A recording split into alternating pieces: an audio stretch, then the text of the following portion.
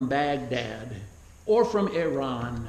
That's provocation, pure and simple. The fact that they had come from the east, wherever they came from, the fact they came from the east meant the Magi represented the nation's enemies. And when they met the monster Herod, under those conditions, you know that war is very likely. Maybe the Magi weren't so wise after all, coming apparently without a military escort. That's why I appreciate this painting in particular, with the whole caravan of people following them. They should have been more wary. When the Magi arrived, seeking a newborn king, where else would you expect them to go but to the capital city, right? Where else is a prince to be born except in a palace, right? As a matter of power politics, it made sense to go to Jerusalem. So they head for Herod, the head of state, where one would naturally expect a governing authority to have some plan regarding the designation of a successor, right? We're come to meet the next generation of rulers here. Well, at this point, as I said last month in my sermon, Herod surprises us, and certainly surprised his royal court, by answering the Magi's question truthfully. Where is the Messiah to be born? He says, well, he makes no secret of the prophecy that the Messiah is going to come from the birthplace of King David. It's in Bethlehem, in Judea. And then, compounding the surprise, Herod sends the wise men away with his blessings.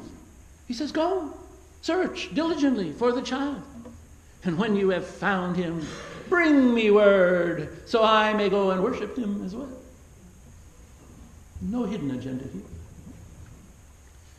But complicating the matter even further, who had ever heard of this little village of Bethlehem? It's a nowhere place. How easily the wise men could have taken offense to think that the prince that they'd been seeking at such risk and such expense was going to be born in some obscure village rather than in the capital city. That the Messiah was going to arise from among the peasant class rather than among the ruling urban elite. How disappointed they could have been to leave that grand sanctuary, the vast treasury of incense and gold, and make their way to a Palestinian stable in a shepherd village. They could have taken offense, but they didn't. They could have been disappointed, but they weren't. So I suspect that they'd begun to realize that this God of Israel, this God that they were following, was not bound by common sense.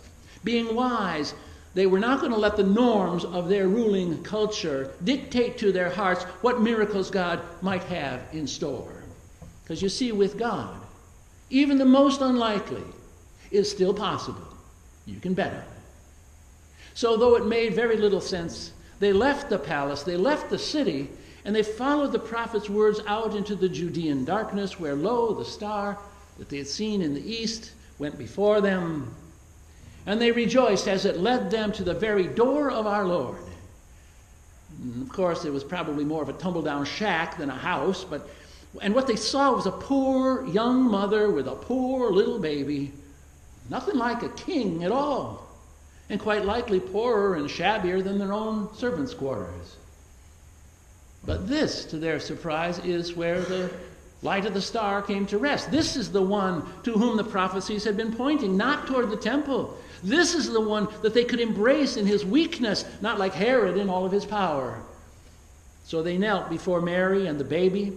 They presented their gifts, which is something that they had failed to do back at the temple when they were introduced to King Herod. These wise men offer their gifts to the poor, to a family in need, who are about to become hunted refugees. Being warned in a dream not to return to Herod, the Magi left by a different route. The courageous journey of these wise foreign Magi is paralleled now by the insecurity of a wicked domestic monster. Their generous gift-giving is paralleled by Herod's egocentric neuroses. Their faith is mirrored by his fears, their kindness by his cruelty. And we are left speechless by the slaughter of children that King Herod ordered done at Bethlehem. Like their deaths didn't matter. It was in an effort to root out any possible challenges to his authority, any challenges that newborn Messiah might make to his soon-dying regime. Of course, Matthew's audience, when he first told this part of the story, his audience of Jewish Christians would see an immediate parallel with Pharaoh's slaughter of the Hebrew slave children in Egypt, which took place in the birth stories of Moses in the book of Exodus. Their great lawgiver, the author of Torah, had similarly had a death sentence placed on him as a baby. And they go, aha! What Pharaoh tried to do to Moses, Herod tries to do to Jesus. These are two similarly fearful rulers who rely on terror and massacre of innocent children to retain their claim in power. Well, if you've been reading the news, you know there's a lot of that still going around. It's still happening in a variety of violent ways, even in our world today. Use terror and violence and bloodshed and massacre to get your way. So let's make our New Year's resolution that we're not going to give in to fear. Regardless of how many tweets are threatening nuclear war, regardless of how many acts of terror target the innocents of today, do not fear, said the angels. Fear not, because fear shuts down the very best qualities of our character. And fear lets loose all kinds of our base instincts. We act poorly and think badly when we first initiate fear as our technique. Fear makes fools of us all. So don't let the media get you panicked this year. It's okay to be wary. It's okay to listen to the warnings that come to you in your dreams, like the wise men did, and like Joseph did. Joseph had to make a difficult decision. Is he going to take Mary and Jesus, his wife and his child, away from their homeland and become refugees in Egypt, of all places? Leaving the jurisdiction of one's own government, seeking asylum elsewhere, sounds like treason to some patriots. We used to call it defecting. Right? Defecting is what it used to be called when Russians came to America during the Cold War. Remember all those time Olympic people defected? I wonder what will happen in South Korea when the North Korean folks come down to watch the Olympics. Defecting.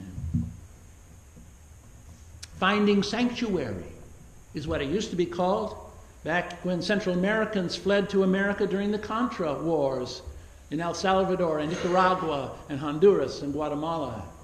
They came to America seeking sanctuary.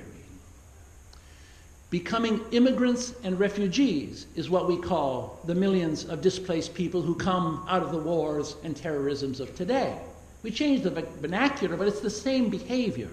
Young adults who came like Jesus did to Egypt, who come as a child with refugee parents, people who know no other home than the one in which they found asylum.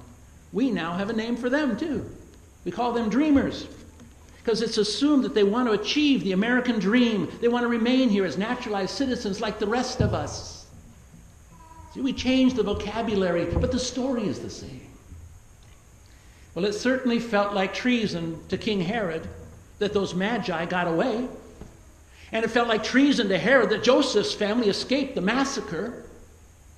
A patriotic preacher could make the case that what Joseph was doing, what those Magi did, were acts of cowardice. Right? They were fleeing instead of fighting. But Matthew's gospel invites us instead to put ourselves in Joseph's place for a moment and imagine you have a dream. Actually, it's a horrible nightmare in which an angel lets you see into the future and warns you troops are coming with drawn swords to massacre your family. And so you awake in a cold sweat, only to learn that the head of your government has issued an all-points bulletin, a search and seizure warrant to arrest you and to kill your child. I mean, what would you do? Try to hide him? Like Moses' mother tried to hide her baby in that basket in the Nile River? But remember the Christmas story. The shepherds already found Jesus, despite the fact that it was in the middle of the night and Jesus was sleeping in a manger. He was hidden away in a feed trough in a stable, for goodness sake, but it was probably the last place anybody looked for the Messiah, but they found him. And then these foreign kings, they found Jesus and Mary easily enough, because he's the talk of the town. Shepherds are telling everybody about him. Go, tell it on the mountain. Here he is, over here. Surely the militia would find him. This is a story of police powers run amok. Jesus' life matters, to coin a modern phrase. See, ever since Jesus was conceived, Mary and Joseph knew there was something special about their child. They knew firsthand the power of God. They trusted the grace of God. But now, after Jesus has been born, they're learning something about the power and the hate that humans can demonstrate. What King Herod did certainly broke God's heart. The tender, loving heart of God would be, I believe, even more deeply grieved and outraged by such blatant, arrogant, narcissistic brutality than any of us who are reading about it secondhand. After all, God knew each of those 2-year-old toddlers. God knew their families by name. If no sparrow in the woods falls without God knowing it, if every hair of every head is counted by God, then God certainly knew the thoughts of every one of those mothers and fathers and children as the soldiers drew their swords to slay them. God's heart is broken with grief and probably furious. I believe that God remembers our children who die and that God grieves over them with us. God never forgets even one of his little ones. Of that you can be sure. So don't kid yourself that God is indifferent to human pain. Don't kid yourself with the blasphemy that your heart or my heart is somehow more sensitive than God, that we are more merciful, more compassionate, more loving than God.